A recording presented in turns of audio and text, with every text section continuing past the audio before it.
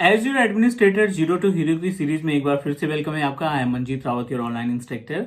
इस particular playlist में अभी तक हमने आपको 5 अलग अलग वीडियो प्रोवाइड कर चुके हैं and the all videos are related to the Azure storage, क्योंकि हमने जो पहला मॉड्यूल स्टार्ट किया है विच इज स्टोरेज, और स्टोरेज में हमने काफी सारी सर्विसेज के बारे में ऑलरेडी डिस्कस कर चुके हैं। कुछ प्रैक्टिकल्स हमने परफॉर्म किए थे। पिछली क्लास की बात करें तो लास्ट सेशन में हमने डिस्कस किया था about Azure file string service और the responsibility of Azure file string service, जिसमें हमने ऑन प्रोमाइसेस फाइल सर्वर को एज्योर के फाइल शेयर सर्विस के साथ कनेक्टिविटी प्रोवाइड की थी। और बेनिफिट इसका यह है कि एक तरीके का रेप्लिका तैयार करता है ऑन प्रोमाइसेस के स्टोरेज मींस अगर ऑन प्रोमाइसेस पे फाइल सर्वर आपने सेटअप कर रखा है which is manage by the multiple client and unfortunately on premises का फाइल सर्वर डाउन होता है, तो आप अपना पूरा डेटा एज्योर फाइल शेयर से इमीडिएटली एक्सेस कर सकते हैं फ्रॉम एनी क्लाइंट। सो उम्मीद है जो प्रैक्टिकल हमने परफॉर्म किया है वो सही तरीके से आपको समझ में आ गया होगा। अगर फिर भी कोई डाउट या क्वेश्चन है तो आप कमेंट ड्रॉप करिए, definitely will help you. So as we discussed before कि इस प्लेलिस्ट में आपको हम कंप्लीट प्रैक्टिकल इंफॉर्मेशन शेयर करने वाले हैं कि अगर आप ये पूरी की पूरी प्लेलिस्ट को फॉलो कर लेते हैं और खुद से आप अपने प्रैक्टिकल को इम्प्लीमेंट करके देखते हैं तो डेफिनेटली आसानी से आप AG 104 का एग्जामिनेशन क्रैक कर पाएंगे। चलिए आगे बढ़ते हैं और अभी हम यहाँ पे बात करने वाले हैं रिमेनिंग टॉपिक्स के बारे में, remaining what we can say that services of Azure storage. क्योंकि जब आप अकाउंट बनाते हैं एज्योर स्टोरेज का तो उसमें आई थिंक 4 तरीके की स्टोरेज सर्विसेज आपको देखने को मिलती है, जिसमें से फाइल शेयर और कंटेनर हम ऑलरेडी कवर कर चुके हैं और अब बारी है टेबल एंड क्यूज की। So we should know about the use cases of these storage. For better understanding हम आपको ले चलते हैं अपने स्क्रीन पे and describe about the use cases of table and queues. So let me move our self to the screen, but before that अगर आप नए हैं हमारे यूट्यूब चैनल पे, पहली बार वीडियो देख रहे हैं तो do subscribe, because teach me cloud एक single technical training based YouTube channel है जो आपको 100% लाइव प्रैक्टिकल की वीडियो प्रोवाइड करता है बिना किसी स्टेप को स्किप किए हुए। चलिए पहले कॉन्सेप्ट जानना जरूरी है, क्योंकि अगर आप एग्जामिनेशन की तैयारी करते हैं, इंटरव्यू की भी प्रिपरेशन कर रहे हैं ना, तो इट्स मैंडेटरी फॉर यू कि you should know about the concept कि भाई ये टेबल है तो क्यों इस्तेमाल किया जाएगा, क्यूज का इस्तेमाल किस तरीके से करेंगे रियल इन्वायरमेंट में। बाकी एक बार कॉन्सेप्ट क्लियर हो गया तो प्रैक्टिकल भी हम आसानी से इंप्लीमेंट कर पाएंगे, राइट। तो आ गए अपने स्क्रीन पे, यहाँ पे एजेंडा बिल्कुल क्लियर है। हम बात करने हैं अपने स्टोरेज के बारे में। तो हमने क्या किया है, एक storage account, yes it's a type of Azure storage account हमने तैयार किया और इस स्टोरेज अकाउंट के अंदर वी हैव ऑलरेडी डिस्कस्ड कि भाई आपको एक तो कंटेनर मिल जाएगा, एक आपको फाइल शेयर मिल जाएगा, राइट, और दूसरा जो है अपने पास वो मिलेगा टेबल और एक मिलेगा क्यूज।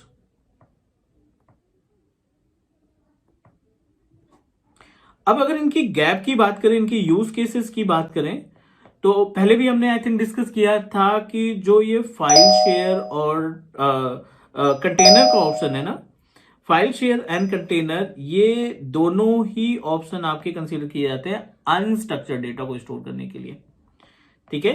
अनस्ट्रक्चर्ड डेटा को अगर आपको स्टोर कराना है तो आप फाइल का इस्तेमाल करेंगे, फाइल शेयर का इस्तेमाल करेंगे या फिर आप कंटेनर का इस्तेमाल करेंगे। लेकिन यहीं पे अगर हम बात करते हैं if you want to store any kind of structured data, अगर आपको स्ट्रक्चर्ड डेटा इस्तेमाल करना है, स्टोर करना है, तो you need to proceed with table and queues. Proper तरीके से गाइड करते हैं आपको कि एक्चुअल में टेबल कहां पे इस्तेमाल करेंगे रियल इन्वायरमेंट में और क्यूसेस का क्या इस्तेमाल है कि रियल इन्वायरमेंट में क्यूज का क्यों इस्तेमाल करेंगे। बहुत ही बेसिक सा इसका मीन्स डेफिनेशन है, टेबल की बात कर रहा हूं मैं। सबसे पहले हम बात करते हैं टेबल के बारे में। Table is also a type of storage which is available in our azure storage account. जब भी आप एज्योर स्टोरेज अकाउंट क्रिएट करते हो तो आपको 4 अलग सर्विसेज मिलते हैं। उनमें से एक सर्विस है टेबल, और इसकी रिस्पॉन्सिबिलिटी क्या होती है, the responsibility of table, it is responsible to contain the data of NoSQL. अब क्वेश्चन ये आता है कि नो सिक्वल क्या है। सिक्वल समझ में आता है कि माइक्रोसॉफ्ट का एसक्यूएल हो गया, राइट, माई एसक्यूएल हो गया, और डेटाबेस रिलेटेड और भी टूल है, ओरेकल भी सेम टास्क परफॉर्म करता है, पोस्टग्रेस भी सेम टास्क परफॉर्म करता है। बट यहाँ पे कॉन्सेप्ट जो नो सिक्वल का है उससे क्या मतलब है। नो सिक्वल डेटा वो कंसीडर किए जाते हैं ना वो पूरी तरीके से स्ट्रक्चर होते हैं ना वो पूरी तरीके से अनस्ट्रक्चर होते हैं। एग्जाम्पल के लिए मल्टीपल स्टोरेज हैं अपने क्लाउड पोर्टल पे जो कंसीडर किए जाते हैं एज ए नो सिक्वल। मैं आपको कुछ एग्जांपल्स बताता हूं जो correlated to the NoSQL है। एज्योर के पोर्टल पे अगर आप देखोगे तो आपको मिलेगा डायनामो डीबी, ठीक है, या कॉस्मोस डीबी। ये जो अपने पास डेटाबेस की एक्टिविटी है, जो ये डेटाबेस हमारे कंसीडर किए जाते हैं, डायनामो डीबी और कोस्मोस डीबी, ये दोनों ही एक तरीके से नो सिक्वल डेटाबेस कहलाते हैं। मतलब डेटाबेस भी है बट नो सिक्वल डेटाबेस। अगर आपको अपने स्टोरेज में किसी नो सिक्वल के टेबल को स्टोर करना है, किसी नो सिक्वल के थ्रू क्रिएट किए हुए डेटा को स्टोर करना है, then table come into the picture. वो कैसे प्रोसीड होगा, I am going to show you the practical. Firstly we just need to know about the concept. एक बार कॉन्सेप्ट क्लियर हुआ तो डेफिनेटली हम आसानी से समझ सकते हैं कि सिक्वल और नो सिक्वल में गैप क्या है या टेबल की रिस्पॉन्सिबिलिटी क्या होती है। दूसरा अपने पास ऑप्शन है क्यूज का।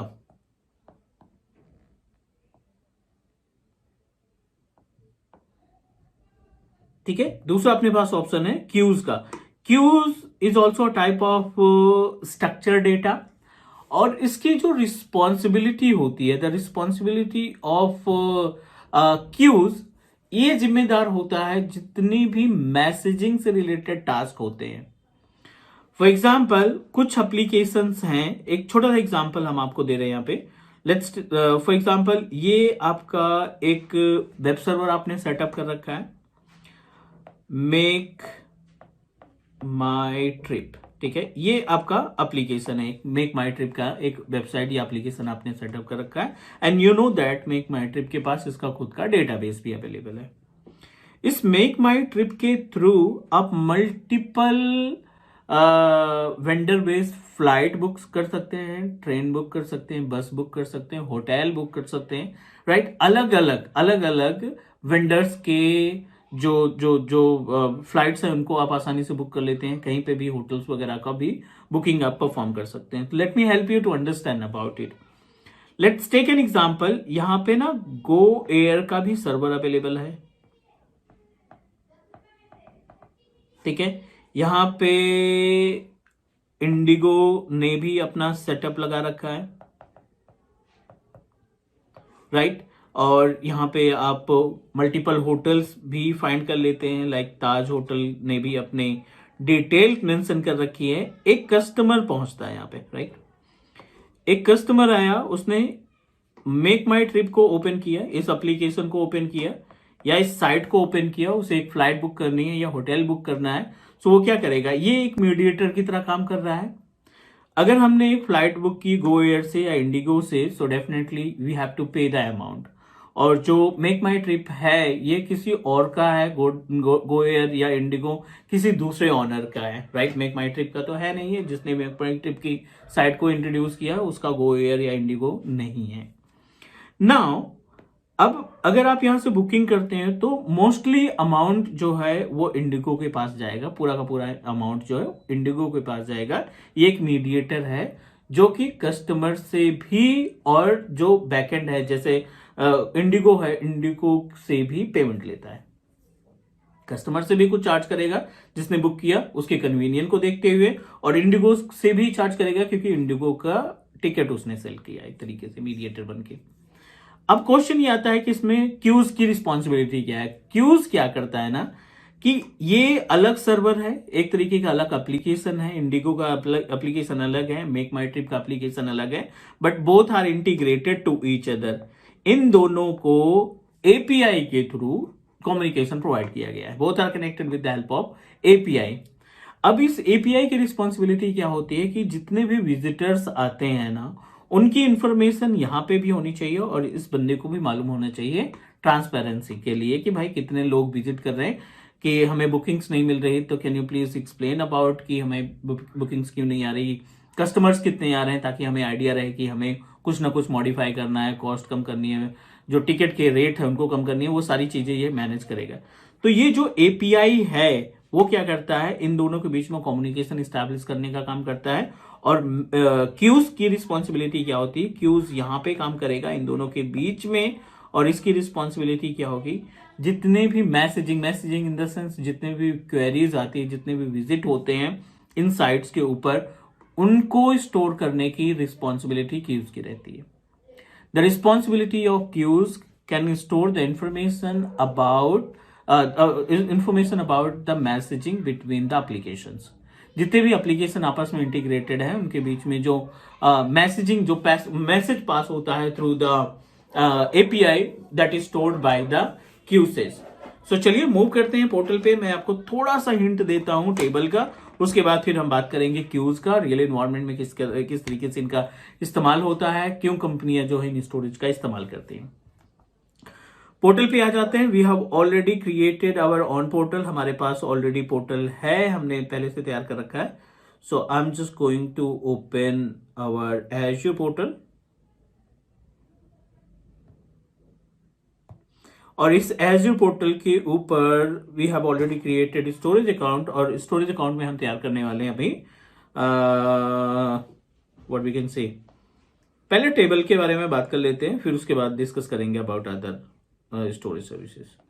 चलिए ओपन करते हैं अपने स्टोरेज अकाउंट को। Under the storage account we have already created multiple storage. अभी कल ही हमने एक स्टोरेज बनाया था, टेस्टिंग स्टोरेज 1988 को ओपन किया हमने, and we are able to find all the options related to the storage. यहाँ पे हम क्यूज की बात कर रहे हैं और टेबल की बात कर रहे हैं। Table responsible to contain NoSQL database, ठीक है। सो क्रिएट करते हैं, यहाँ पे एक टेबल क्रिएट करेंगे। We just need to click on create table, type the name of your table, जो भी आप नाम देना चाहते हैं इसका, like I am going to proceed with name of demo, ठीक है। डेमो के नाम से हम एक टेबल तैयार कर लेते हैं, और ये इसका बाय डिफॉल्ट का URL है जो की कनेक्टिविटी के लिए इस्तेमाल कर पाएंगे आप। और इस टेबल को क्लिक करते हैं and I am just going to open the table. Do you want to provide the access of policy?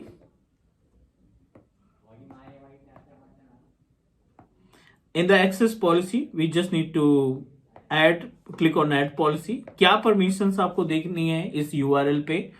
Read की, राइट की, अपडेट की, टेबल की, ठीक है, सॉरी डिलीट की। आप इनमें से कोई भी परमिशंस दे सकते हैं, बट टेबल का इस्तेमाल तभी होगा, इस URL का इस्तेमाल आप तभी कर पाएंगे जब आपके पास कोई ना कोई NoSQL डेटाबेस रहेगा। तो हम क्या करते हैं, यहाँ पे टाइप करते हैं NoSQL डेटाबेस।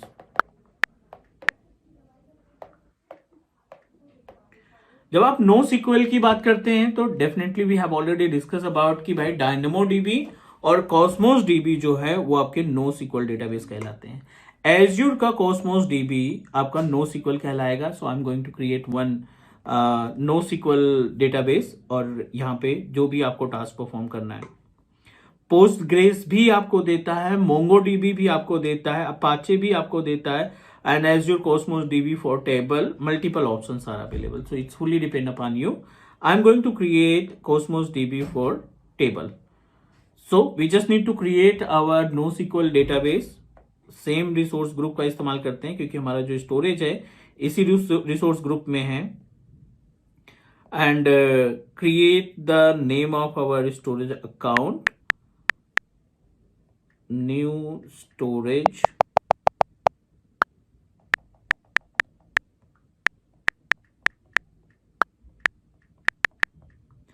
$1988, ठीक, कोई से भी नाम दे दो, इट्स अप टू यू। और what you want to do, availability नहीं, ये थोड़ा सा एडिशनल चार्ज करेगा।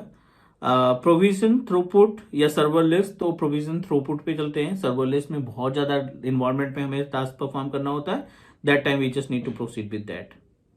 सो no need to do anything, I am just going to proceed. Global distribution, do you want to make it for the all multi region writes और geo रेडेंडेंसी। अगर आपको in future replica बनाना है तो आप इस particular geo redundancy को turn on करेंगे।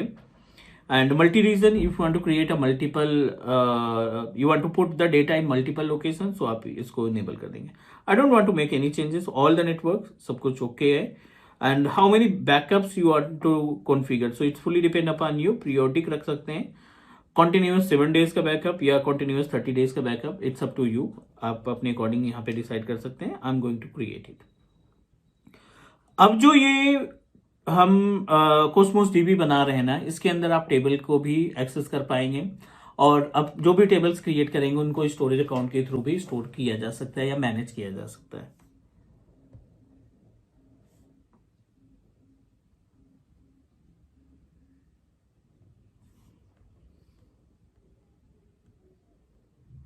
Make sure the same storage is applicable for the specific location.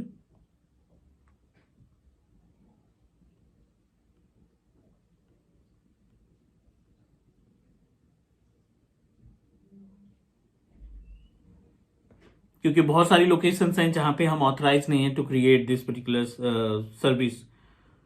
So I need to check it, customize check करेंगे and then will give you the information. क्योंकि I wanted to create a dedicated practical एक video बनाएंगे जो totally practical से related रहेगा। अभी हमने concept clear किया टेबल एंड क्यूज का। सो प्रैक्टिकल लैब के लिए हम सेपरेट आपको क्लास प्रोवाइड करेंगे।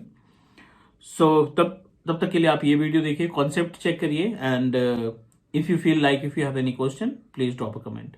आज के लिए इतना ही। Do subscribe, will connect tomorrow and discuss more about Azure table and queue services.